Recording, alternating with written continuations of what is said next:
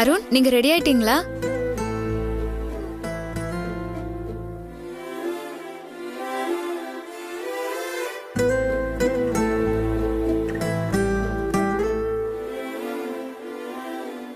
அருண், என்னாச்சு? ஏன் ஒரு மாதிரியா இருக்கீங்க?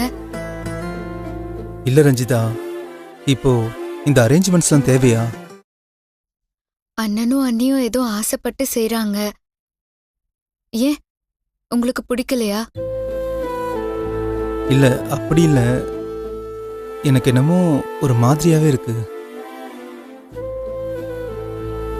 நமக்கு கல்யாணம் நடந்தது உண்மைதானே, நம்ம புருஷன் பொண்டாட்டிங்கிறதும் உண்மைதானே. நமக்கு முறையா எதுவுமே நடக்கல ரஞ்சிதான்னு நீங்க தானே நிறைய முறை சங்கடப்பட்டீங்க.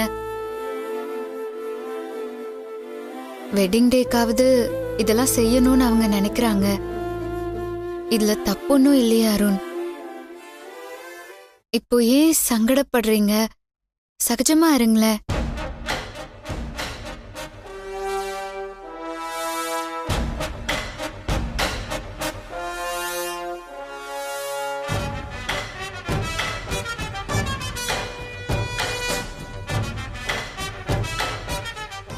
அருணும் ரஞ்சிதாவும் ஒன்னா இருக்க கூடாதுன்னு அன்னைக்கு நெருப்ப கொளுத்தி போட்டோம்.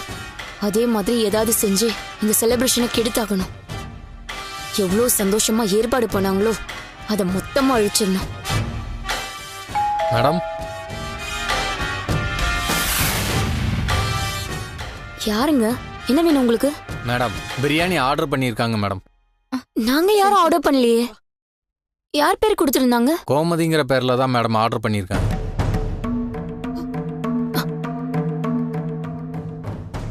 அப்படி யாரும் இங்க இல்ல, கிளம்புங்க.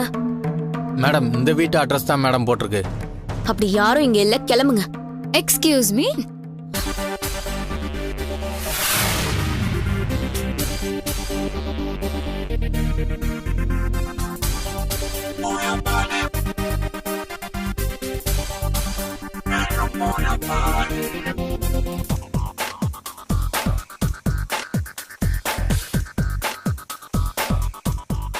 எங்களோட வெட்டிங் டேக்காக என்னோட அக்கா தான் ஸ்பெஷலா ஆர்டர் பண்ணிருக்கா. கொடுங்க. இந்தாங்க மேடம். Thank you madam.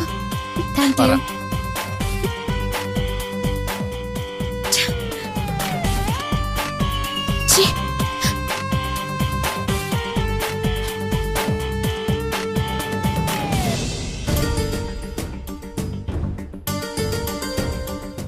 ஏய், அவ எதுக்கிட்டு கீழே வந்துட்டு போறா?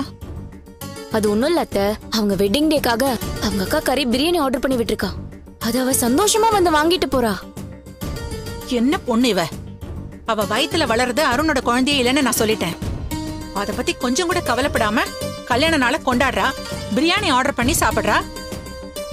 நம்மள பத்தி அசிங்கமா பேசிட்டாங்களேங்கிற உறுத்தலே கொஞ்சம் கூட இல்ல பத்தி அவளுக்கு.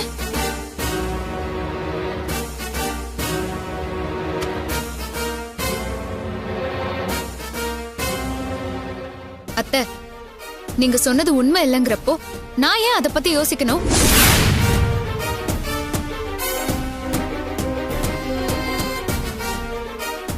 உங்களை மாதிரியே ஒரு பேரனையோ பேத்தியையோ பெத்து கொடுக்கறப்போ கண்டிப்பா உங்க மனசு மாறிடும் அத்தை.